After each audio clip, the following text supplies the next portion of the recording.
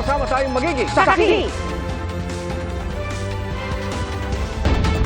Sa kabila ng iniindang sakit, ipinagluto ng isang cancer patient ang mga binaha sa Quezon City. At bukod naman sa pagbaha, problema sa ilang lugar sa Maynila at Malabon ang pagkawala ng kuryente. Saksi, sina Tina Panganiban Perez, Salima Refran at Ian Cruz. Naglalakad pa rin sa baha ang mga residente lalo sa sentro at sa barangay Tanyong, Longos at Tunsuya sa Malabon. Panghatid ng pasahero ang mga karitong dating panghakot ng banyera. Ang lalaking ito naman sa baha ng alakal. Sa ilog sa barangay Tanyong nakuha ang lumulutang na katawan ng isang lalaki. Sa Navotas, namamasada muna sa bangka ang mga mangingisda. Hindi ka pwede sa dagat, sir. Lalaki ng alon kaya dito kami ngayon sa mga baha. Makakuha lang ng pambigas, pwede na. Wala pa rin kuryente sa lugar kaya problema rin na marami ang low-bat na cellphone. Ay, napakahirap po. Hindi po kami makakontak po sa kamag-anak namin sa malayo para sana madalahan kami din ng tulong. Sa Maynila naman, sa bahaging Vito Cruz malapit sa Taft Avenue, halos lumutang na sa baha ang mga nakaparadang sasakyan kahapon. Maraming kalsadang hirap madaanan. Ang baha sa Lagos Nilad, halos maabot ang bahagi ng overpass na daanan ng mga sasakyan. Umabot daw ang tubig sa 13 talampakan. At hindi pa naalis agad ang tubig kinaumagahan kahit walang tigil ang pumping operations ng mga truck ng Manila DRRMO at BFP. Oras na maalis ang tubig, agad nilinisin ang lugar para buksan sa daloy ng trapiko. 3 ang naiulat na nasawi sa Maynila. Isa sa kanila, ang 3 taong gulang na babaeng nalunod sa Santa Ana at 2 nakuryente raw. Iniimbestigahan pa kung pagkakuryente nga ang kanilang kinamatay. Sa inspeksyon ng Manila City Electrician's Office, may mga nakita silang illegal connection o jumper sa mga ilaw ng kalsada. Pag umuulan po, talagang mabilis po kasi ang daloy ng kuryente. So maaaring kung talagang nagbaha ho siya, maaari po talagang magkaroon ng kuryente sa area or ground po. Hindi po pwede talagang pakialaman yung mga electrical facilities natin dahil delikado po. May penalty po yan, may kulong din po yan. Nag-ikot din ang Meralco sa iba't ibang lugar para i-check kung ligtas ng ibalik ang supply ng kuryente. Nag-subside na, safe na ibabalik po namin agad yan, rest assured. Sa gitna ng mapanganib na baha, kahit nalubog daw sa lagpas 3 taong baha ang kanilang bahay sa Barangay Bagong Silangan, Quezon City, pinili ni Manuel Bermas, miyembro ng Barangay Health Emergency Response Team, na unahin ang iba. Nilangoy ang malalim na tubig sa ibang lugar para sagipin ang mga naipit sa baha. Kanina, kasama rin siya sa retrieval operations ng isang pinaniniwalaang nalunod sa baha. Kahit na alam namin na buhay namin na nanganganib, basta makatulong kami, masaya na po kami. Sa gitna ng delubyo, umangat din ang malasakit sa kapwa ng cancer patient na si Mercy Absalon. Hanggang tuhod daw ang baha sa kanilang bahay sa Barangay Santa Lucia sa Novaliches kahapon. Pero ang inisip niya, ang mga evacuee na kailangang pakainin. Nung may sakit po ako, gusto ko pong tumulong din po. Ako rin kailangan ko rin po ng tulong. Pero mas iba po talaga po yung saya pag nakakatulong. Para sa GMA Integrated News, ako si Tina Panganiban Perez. Ako si Salima Refran. Ako si Ian Cruz, ang inyong saksi. Ligtas na ang lahat ng sakay ng mga barge na inanod at sumalpok sa isang tulay sa Pasig. Sa Marikina naman, muntik malagay sa alanganin ng buhay ng mga rescuer matapos tumaob ang kanilang rescue boat. Saksi, sina Marie Zumali at Maki Pulido.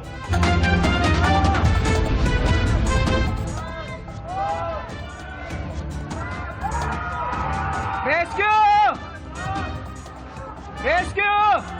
Sa kasagsagan ng bagyo kagabi, muntik mauwi rin sa trahedya ang mismong rescue mission sa Marikina. Sa lakas ng agos ng tubig sa binahang kalsada sa boundary ng Barangay Santo Niño at Malanday, tumaob ang rescue boat sa kayang 8 rescuer at 6 sa nirescue nila. Palabas na po kami doon sa Eskinita. Nahirapan po kami kasi biglang lumakas nga po yung current ng tubig. Bumangga kami sa poste. Then eventually, pumasok na yung tubig, then tumaob na kami. Kaya ang mga nirescue nila kinailangang i-rescue uli kahit peligroso na. Hinabol kagad namin nung inagos kami. Yun po yung unang kinuha namin. Inuna pa rin po namin yung safety nung ni-rescue natin. Kinilala sila at pinasalamatan ng City Hall kanina. Ilang buwan din ang ginugugol natin sa mga training para magawa nila ito. Yung interoperability ng bawat grupo ay napakahalaga. Marami naman sa mga binaha ang nagsimula ng mag-imis ng kanilang mga bahay. Sobrang hirap. Yung paghuhugas namin ng mga gamit, pagkain, paglalaba. Kailangan wala kaming tutuluyan. Sa Barangay Tumana, dinumog ang tindahan ni Omar dahil binibenta na ng 50% off ang mga nabahang grocery items. Logi pa rin po, ma'am. At least meron may something. Kahit maliit lang babalik, okay lang yan po. Buong araw ang paghakot ng City Hall sa naipong basura para iwas sakit. Marami pa ring sumisilong sa mga evacuation center na sinimulan ng bigyan ng ayuda ng DSWD. Mahalaga ang tulong mula sa national government at mga pribadong individual, lalo't kapos ang pondo ng lokal na pamahalaan. Nag-alala ang marami lalo para sa mga sakay ng mga barge na ito ng isang DPWH contractor na isa-isang nagsisalpok sa F. Manalo Bridge sa Pasig kahapon. Pero nasa gitna ang 19 na sakay ng mga ito kagabi. Ang huli at pang-20 naman, ni-rescue ng Bureau of Fire Special Rescue Force ng Pasig at Quezon City bago mag-alauna ng madaling araw. Nanginginig pa ng masagipang lalaki, lalo't mahigit 8 oras siyang stranded sa barge. Dinala siya sa Mission Hospital sa Pasig. May kaba kasi yung agos ng tubig is napakalakas. Tapos yung mga barge dun sa likod, nag-uumpugan dun sa may tulay. Safe naman po lahat as far as we know. Tapos ito lang may naiwan na isa unfortunately. Pero marami pang problemang tumambad nang balikan ko ang lugar ng salpukan ng mga barge na ayon sa DPWH ay nakatali naman ang husto alinsunod sa standard operating procedure. Wala pong may gusto sa nangyari. This is an purely accident and although it's still under investigation. Ang nangyari kasi sobrang lakas na ng current. Narito po ako ngayon sa baba ng F. Manalo Bridge kung saan mas kitang-kita ang mga barge na sumalpok sa tulay. Ang isa, tumagilid na at talagang wasak. So sa pagtingin pa lang dito ay magkakaroon na po tayo ng ideya kung gaano kalakas ang impact ng pagtama ng mga barge na ito sa tulay na nagdulot ng pinsala sa F. Manalo Bridge. Wasak ang girder ng tulay o yung nag-hold ng bigat ng mga sasakyan dumaraan sa tulay. Marami ring critical na bitak kaya sarado muna sa mga motorista ang tulay na di tiyak kung hanggang kailan. Sa ibabaw kita rin ang mga bitak sa kalsada pati ang mga posteng nagtumbahan. We requested also na bigyan kami ng ample time to investigate yung integrity ng structure, whether we can still retrofit or totally condemn. Meron namang mga alternate routes dyan. So right now, totally closed po talaga ang Manalo Bridge. Ang pagbangga ng mga barge, inusisa ng Pangulo. We need to do there is to get an assessment as to whether or not we can use the bridge. Bukod sa tulay, may iba pang tinamaan ang mga barge. Tinamaan din po yung isa nating pumping station, isang floodgate sa may bunga, pero hindi naman po na damage, hindi na apektuhan yung operation. Para sa GMA Integrated News, Mariz Umali, Maki Pulido ang inyong saksi. Namin pong tinututukan at Executive order para maipatupad ang ban laban sa lahat ng pogo. Sapat na, ayon kay Solicitor General Menardo Guevara. Paliwanag ni Guevara, sa ilalim ng batas, lahat ng gaming operations ay nasa jurisdiction ng PAGCOR na nasa ilalim naman ng Office of the President. Kaya sa bisa ng isang kautusan, maaari nang ipairal ang isang government policy na ipinag-utos ng Pangulo. Sa kanya ikatlong State of the Nation Address, binanggit ni Pangulong Bongbong Marcos na tutuldukan na ang operasyon ng POGO sa pagtatapos ng 2024. Siyam na suspect sa kategoryang voice phishing, arestado sa General Trias, Cavite. Sa modus na yan, tinatawagan nila sa telepono ang mga biktima habang nagpapanggap ng mga taga-bangko na kaya umanong i-convert sa cash ang kanilang credit card points. Para magawa yan, kailangan ibigay ang one-time PIN na ipadadala sa kanila ng bangko. Pero ang PIN na yan, ang susi na pala para ma-access at malimas ang laman ng bank account ng tinatawagan. Nakuha sa mga suspect ang mga cellphone at mga registered SIM na ginagamit umano nila sa voice phishing. Hindi inaalis ng PNP ang posibilidad na may kakuntsaba ang mga suspect sa loob ng bangko. Sasampahan ng PNP ng reklamong paglabag sa Access Devices Regulation Act ang mga nahuli. Pinag-aaralan din kung pwede ang reklamong economic sabotage. Wala pang pahayag ang mga suspect. Mahigit 700 kahon ng iba't ibang klase ng frozen meat products na galing China, kumpiskado sa ikinasang raid sa Malabon. Nagkakahalaga ng 2.5 million pesos ang hot meat na noong 2022 pa pala nag-expire. Ang ilan sa mga karne, nakitaan pa ng uod ng raiding team. Pero mas agaw pansin ang ilang mga kahon. Nilagyan kasi ng mga sticker para palabasing galing Brazil ang karne at hindi pa expired. Base sa certification na nakuha ng NBI sa National Meat Inspection Service o NMIS, unfit for human consumption ang mga meat products. Sinampahan na ng paglabag sa Meat Inspection Code of the Philippines ang mga may-ari ng kumpanya. Para sa GMA Integrated News, June Veneracion ang inyong saksi. Bukod sa Metro Manila, nagpatupad na rin ng price freeze ang Department of Trade and Industry sa iba pang lugar na nagdeklara ng state of calamity. Si Pangulong Bongbong Marcos nag-ikot sa mga binahang lugar at may pinunang mga umano'y kakulangan. Saksi, si Ivan Mayrina. Nagpistula na namang dagat ang mga kalsada. Maraming residente ang natram. Pati ospital at iba pang establishmento pinasok ng tubig. Nalubog din ang mga sasakyan. Ang naranasang malawakang pagbaha, dulot ang walang humpay na ulan dahil sa habagat na pinalakas ng bagyong Karina. Base sa tala ng Philippine National Police, 21 nasawi, 5 nawawala at 15 ang nasaktan. Nagpapatupad na rin ng price freeze ang DTI sa mga lugar na nagdeklara ng state of calamity. Sa briefing na ipinatawag kanina ng Pangulo, tila nakulangan siya sa mga impormasyon na ibibigay sa kanya ng Pag-asa. Pati sa ulat ng Office of Civil Defense, kaugnay ng lawak ng pinsala. This is only NCR. I need a nationwide report. Yes, sir. The typhoon didn't only hit NCR. Yes, sir. We'll coordinate with Pag-asa rin, sir, yung binigay nilang list kanina. Yes, sir. Okay, look, what I need to know, what we need for us to be able to decide what to do next, we have to understand what, kasi it's not very useful for me to hear that 164 requests for rescue were made. That means nothing. Where 130 of them were from one place. Doon tayo pumunta kagad. Paraan niya mas makita ang tindi at lawak ng pinsala, nag-ikot ang Pangulo sa ilan sa mga pinakanapuruhang lugar simula sa Valenzuela. Sa MacArthur Highway pa lang, bumungad na ang tindi ng pagbaha. Nakatutok pa rin po ang GMA Integrated News dito sa pag-iikot ng Pangulo sa Valenzuela City. Nandito tayo ngayon sa bahagi na mataas pa rin ang baha. Kaya nakasakay tayo sa matataas sa mga truck ay dahil hindi kaya ng mga maliliit na sasakyan itong taas ang baha rito. Maraming residente nagtitiis na maglakad sa baha na mula tuhod hanggang hita. Sarado maraming mga negosyo na pinsala. Ang bawat na daraanan, may dain ng tulong o hiling ng ayuda.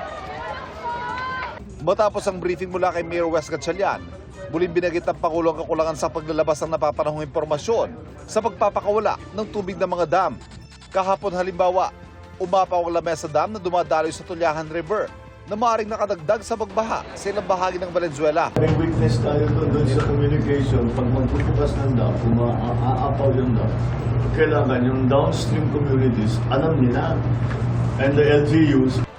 Mula sa Valenzuela, nadaanan din ng Pangulo ang Obando at Malabon, papunta sa Navotas kung saan matatagpuan ang tinuturong dahilan ng matinding pagbaha.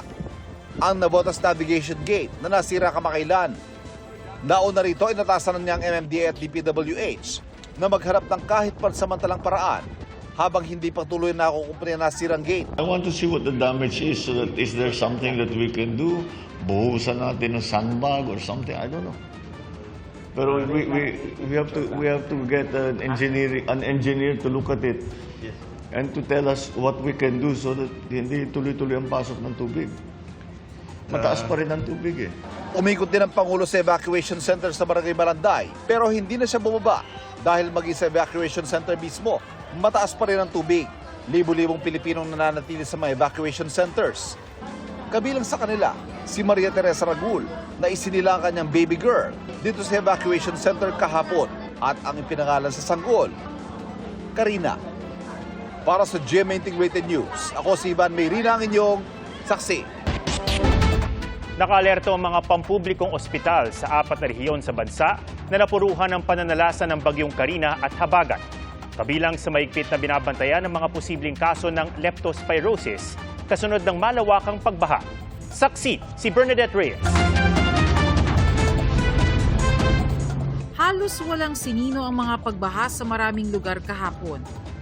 Mula sa mga commuter, kahit nga may sariling sasakyan. Tumuloy pa yung dalawang kotse na yan. At kahit nga nasa loob ng kanilang mga tahanan.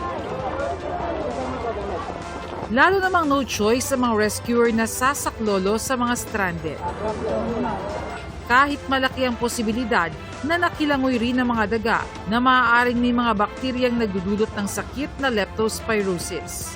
So yung daga, pag umihi or dumumi, yung flood waters na merong ihi ng daga or dumi ng daga, may live na bacteria yon. Pag ikaw lumusong sa baha, swimming ka sa baha, may akong nasugat sa paa, nalunon mo yung tubig, or napisikan yung conjunctiva, yung mata, pwedeng pumasok yung bacteria sa iyong katawan. So magkakaroon ka ng infection. Ngayong humupa na ang baha dito sa kabaan ng Araneta Avenue sa Barangay Tatalon, Quezon City, tumambad naman ang tambak-tambak ng mga basura. Ayon sa Department of Health, habang dumadami ang basura, lumalak rin ang populasyon ng mga daga na maaaring pagmula ng sakit na leptospirosis. Kaya naman si Belen, pinagbawalan ng mga anak na maligo sa baha. Napakarumi talaga, tsaka ang daming mga basura na umaano. Hindi ko talaga sila pinalulusob. Pero paano ang tulad ni Arnel na kailangan daw mga lakal ng basura, minsan kahit sa baha? Natatakot din, kaya lang syempre, kailangan din kaysa naman dito tayo kakilos, hindi rin tayo kakain.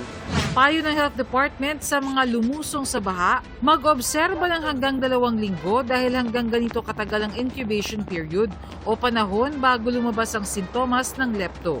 May pagkakataon pa namang nami-misdiagnose ang sakit bilang simpleng trangkaso o hepatitis dahil sa lagnat o paninilaw ng balat, pero lepto na pala. Mainam na mapasuri yan agad para maresetahan agad ang antibiotic, lalo na kung may open wound. Kung hindi agad makainom, maaari mga ilangan na ng dialysis at umabot sa critical stage na mahihirapan ng gamutin. Titirahin itong mikrobyo ay yung atay, kaya naninilaw, at yung kidneys, kaya nagre-renal failure. Bukod sa lepto, madalas ding dumarami ang kaso ng dengue, kaya mahalagang sirain ng mga maaaring pamahayan ng mga lamok. Nakataas na ngayon sa Blue Alert ang mga ospital sa Metro Manila, Ilocos Region, Calabarzon at Central Luzon. Code Blue, that means andyan yung mga personnel, may command system na nakapwesto. Para sa GMA Integrated News, Bernadette Reyes ang inyong saksi. May water service interruption ng Manila Water sa ilang lugar na kanilang sineserbisyohan sa Metro Manila at Rizal. Kabilang po dyan ang ilang barangay sa Rodriguez, Rizal na pansamantalang nawalan ng tubig dahil sa emergency line meter declogging. Simula po yan alas 10 ngayong gabi hanggang alas 4 na umaga bukas. May isinasagawa rin pagkukumpuni sa Balara Treatment Plant kaya pansamantalang humina o nawala ng tubig sa ilang lugar sa Quezon City, San Juan, Pasig, Mandaluyong, Makati at Manila simula ngayong gabi hanggang alas 5 na umaga bukas. Papaikot ang Manila Water ng water tanker para magbigay ng tubig sa maapektadong lugar. Problema sa iba't ibang lugar ang mga pinsalang iniwan ng paghagupit ng bagyong Karina at Habagat. Tulad sa isang paaralan sa Pangasinan na imbis paghandaan ng pasukan, pagsalba sa mga binahang gamit ang pinagkakaabalahan. Saksi si CJ Turida ng GMA Regional TV. Halos tangayin ng malakas na hangin ang canopy na yan sa isang park kahapon sa Baguio City, Negros Occidental. Epekto pa rin ito ng bagyong Karina at Habagat. Dahil sa takot, napatakbo na lang ang mga sumisilong sa canopy. Dito! Halos 3 minuto ang tinagal ng paggalaw ng canopy. Wala naman naitalang sugatan sa insidente. Imbes na mag-abala sa paghahanda para sa pasukan ang mga guro ng Anolid Elementary School sa Mangaldan, Pangasinan, sinasalban nila isa-isa ang mga gamit ng paaralan matapos pasukin ng baha ang mga classroom. Mga books, saka modules, saka gamit namin dito sa classroom. Kasi pag napasukan ng tubig itong room, siyempre pag nabasa, masasayang lang. Problema rin ng mga guro ang pagtulo ng ulan mula sa kisame. Kanselado rin ang brigada eskwela sa lugar dahil sa madalas na pag-uulan. Umapaw na rin ang Payas Creek na katabi lamang ng paaralan. Sa Nasugbu, Batangas, nagmistulang dagat ang 100 hektaryang palayan na yan. Ayon sa Provincial Agriculture Office, mahigit 36 na milyong piso ang halaga ng danyo sa agrikultura sa Batangas. Sira rin ang mga pananim gaya ng palay at mais. Palagi naman kami nakahanda sa ganito. Yung pamimigay namin ng mga planting material, seeds again. Ganun ulit yung magiging tulong namin sa kanila. Para sa GMA Integrated News, ako si CJ Torida ng GMA Regional TV, ang inyong saksi. Kinumpirma ng Office of the Vice President na bumiyahe abroad si Vice President Sara Duterte kasama ang kanyang pamilya. Tiyempo sa paghagupit ng Bagyong Karina at ng Habagat. Ayon sa ulat, lumipad pa Germany ang Vice Presidente, ang kanyang asawa, mga anak at ina kahapon na madaling araw. Sa isang pahayag, sinabi ng OVP na unfortunate o nakalulungkot na ang kanyang biyahe ay nataon kasabay ng bagyo. Dagdag ng OVP, personal trip ito ng Vice President kasama ang kanyang pamilya at may kaukulang permiso ang kanyang pag-alis. May travel authority ang biyahe ni Duterte base sa natanggap na dokumento mula sa Office of the President na may petsang July 9. Gayunpaman, laging handa ang Disaster Operations Center ng OVP na tumulong sa mga pamilyang apektado ng kalamidad. Ngayong araw, namahagi ang OVP ng pagkain sa mga disaster responders sa Barangay Manresa, Quezon City. May relief bags din para sa 300 pamilyang inilikas. Mahigit 200,000 taga-Cainta Rizal ang naapektuhan ng ulan at baha. Kabilang na ang 15 nasagip matapos may gumuhong pader. Saksi, si Emil Sumangit. Dito tayo. Ayan, dito tayo, yung walang basura. Ano ba yan? Creek na po yan, ayan, no? Doon pa sa kabila. Doon pa yung creek, doon pa. Lagpas tao ang bahang daraanan bago marating ang lugar na ito na kung tawagay Tribu Community.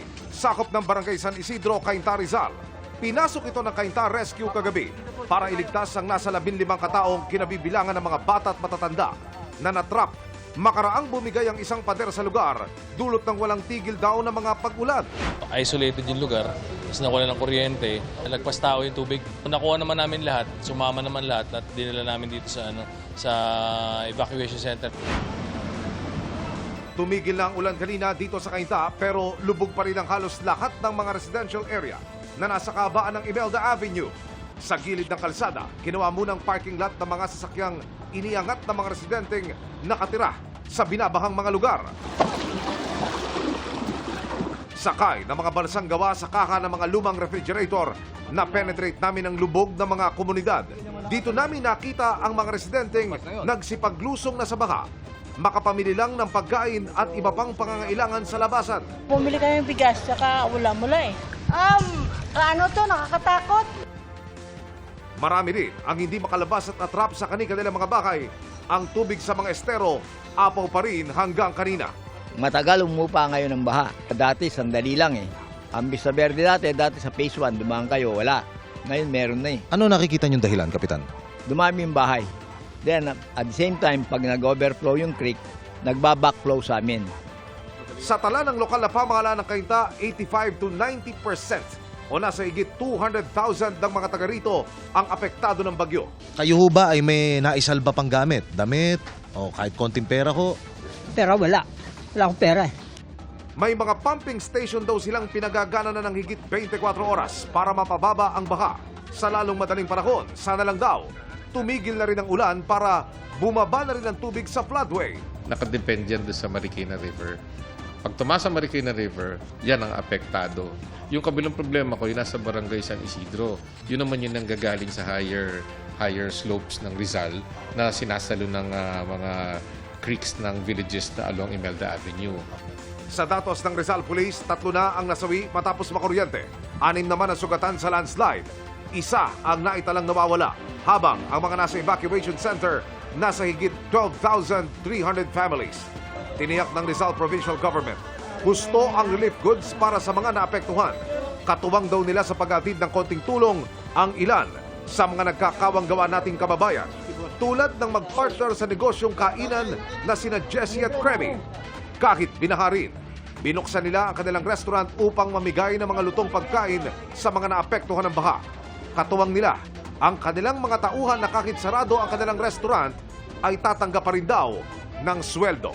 Tinry po namin mag-give back naman to the community po. Masarap kasi sa pakiramdam pag namimigay. Para sa GMA Integrated News, Emil Sumangil, ang inyo, saksi. Halos kalalabas pa lang ng bagyong Karina sa Philippine Area of Responsibility, may namata ng bagong sama ng panahon. Nasa silangan ng southeastern Mindanao ang low pressure area at wala pang epekto sa anumang bahagi ng bansa. Sabi ng Pag-asa sa ngayon ay mababa pa ang tsansa ng LPA na maging bagyo, pero patuloy na imomonitor lalo't nananatili yan sa karagatan. Habagat pa rin ang posibleng magpaulan sa ilang bahagi ng bansa bukas at sa mga susunod na araw. Sa datos ng Metro Weather, may mga pag-ulan pa rin sa Ilocos Region, ilang bahagi ng Cordillera, Central Luzon, Mindoro Provinces at Bicol Region. Gayon din sa Samar Provinces, pati na sa Caraga at Davao Oriental. At pagsapit ng weekend, may tsansa pa rin ng ulan lalo na sa kanlurang bahagi ng Luzon at Visayas. Malalakas pa rin ang buhos sa ilang lugar pero hindi na kasing tindi ng naranasan kahapon. At sa mga taga-Metro Manila, hindi rin inaalis ang posibilidad ng ulan sa susunod na 3 araw. Tila ni wrestling ng balyena ang bangkang yan sa New Hampshire sa Amerika. Bumaliktad ito at nahulog sa dagat ang sakay ng 2 lalaki. Nasagip sila ng mga nasa kalapit na bangka. Paglilinaw ng isang marine biologist, hindi pag-atake ang nangyari, kundi aksidenteng tinamaan ng humpback whale ang bangka habang nanguhuli ito ng mga isdang kakainin sa ibabaw ng dagat. Ganito raw talaga ang gawain ng mga humpback whale at iniipon nila ang mga isda gamit ang bubbles o mga bula. Bukod po sa SSS, pwedeng mag-avail ng calamity loan sa Pag-ibig Fund ang mga sinalanta ng bagyong Karina at Habagat. Kabilang sa mga maaaring mag-apply ang mga nasa Metro Manila at ilang lugar sa Calabarzon at Mimaropa. Pwede makahiram ang mga qualified member na hanggang 80% ng kanilang regular savings. 5.95% ang annual interest rate nito at pwedeng bayaran sa loob ng hanggang 3 taon. Pwedeng mag-apply online sa virtual Pag-ibig account ng miyembro. No pets left behind. Pinatunayan po yan ng ilang Pinoy kahit may delubyo. Sinagip nila ang mga hayop na natrap sa gitna ng baha. Saksi si Mark Salazar. Sa gitna ng magdamagang buhos ng ulan at mabilis na pagtaas ng baha, kabi-kabilang rescue operations ang ikinasa. Pero di lahat ng tawag ng saklolo napapakinggan. Gaya ng asong ito na natrap sa gate ng isang bahay sa gitna ng abot dibdib na baha sa Barangka, Marikina. Pero delikado man, buwis buhay ang nilusong ng isang lalaki para sagipin ang kaawa-awang aso. Tila may pumulupot pang tali sa aso na agad naman tinanggal ng Good Samaritan. Ayon sa uploader at sa nag-rescue, inanod daw ang aso mula sa kabilang barangay hanggang sa natrap sa gate ng halos 1 oras. Ligtas namang dinala sa evacuation center ang aso. Yung bahay, inanod na. Halos anuri naman ang mataas na baha ang nawasak na bahay na ito sa Valenzuela. Wala bang tao dyan? Sa gitna niyan, isang pusa ang makikitang natrap sa gilid ng bahay. Wala, kawawa naman yung pusa. Makapigil hininga nitong tinalon ng yero ng bahay para makaligtas. Nasa isang punto ay muntik pang madulas at mahulog sa rumaragasang baha. Ayon sa uploader, nailigtas naman daw ang pusa at humupa na rin ang baha sa kanilang lugar. Sa kasagsagan naman ng baha sa Rosario, Pasig, pinatunayan ng ilan ang kampanyang No Pets Left Behind. Para mailigtas, isinakay na ng pet owners na ito ang ilang aso habang sinusuong ang abot baywang na tubig. Pinarangalan naman ng People for the Ethical Treatment of Animals o PETA ang Manila Disaster Risk Reduction and Management Office sa kanilang pagsagip sa mga aso sa gitna ng hagupit ng Habagat at Bagyong Karina. Sa oras ng sakuna, paalala ng PETA, magpaskil ng mensahe sa mga pintuan sakaling mag-i-evacuate para maalerto ang mga rescue team na may mga alagang hayop din na kailangang iligtas. Para sa GMA Integrated News, Mark Salazar, ang inyong saksi. At nakakatuwa rin naman makita natin yung pagbabayanihan para ma-rescue yung mga alaga. Oo, nakakaantig yung footage ng pusa, no? Parang pelikula yung kanyang pag-escape dun sa bahay. Buti na lang sinabi sa atin ng uploader na na-rescue yung pusa. Oo Kundi, nga eh. pag-iisipan pa natin kung naligtas ba siya o hindi. May pets ka ba, Pia? Sa ngayon, wala. Ako may pets din ako, kaya alam ko yung feeling na natatakot ka for them kapag kunyari walang tao sa bahay, ganun pasimple, kaya nakakatuwa yung mga Pinoy na nagpapakita ng malasakit. Tsaka kung pinapakita natin na yung mga pets, nire-rescue nila yung kanilang mga fur parents, di ba? At eto naman, baliktad naman, other way around. Kapuso! Success! Salamat po sa inyong pagsaksi. Ako po si Pia Arcangel. Sa ngalan ni Arnold Clavio, ako si Ato Maraulio para sa mas malaking misyon at sa mas malawak na paglilingkod sa bayan. Mula sa GMA Integrated News, ang News Authority ng Filipino. Hanggang bukas, sama-sama tayong magiging saksi.